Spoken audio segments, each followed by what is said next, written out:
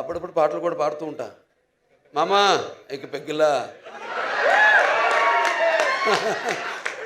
అలాగే ఇంకా చాలా పాడాను కానీ ఉన్నాయి అనుకోండి. ఇంకా వస్తే బయటకు వస్తే నెమ్మదిగా ఒక్కొక్కటి. సో ఇలా అలాగే ప్రేక్షకులు ముందుగా ముఖ్యంగా ప్రేక్షకులు ఎంత అద్భుతమైన ప్రేక్షకులు ఉన్నారు ఇక్కడ. ఇవాళ మనం తెలుగు ఇండస్ట్రీ, ఇవాళ మనం భారతదేశ చలనచిత్ర రంగంలో చూసుకుంటేనే ఇవాళ మనం మొదటి స్థానంలో ఉన్నాం మనం, తెలుగు చలనచిత్ర రంగం. సో ఇవాళ నారద జయంతి కూడా,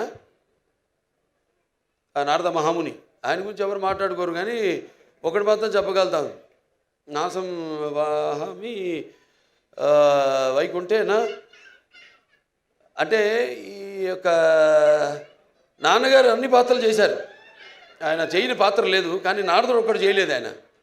ఆ నారదుడు ఒక పాత్ర చేసే అదృష్టం నాకు దక్కింది. అది శ్రీనివాస కళ్యాణం సినిమాలో నేను నారదుడిగా యాక్ట్ చేశాను. సో అదొక తృప్తి ఉంది నాకు, ఆయన చేయని పాత్రల్లో ఆ నారదుడి పాత్ర ఒకటి నేను చేయగలిగానని.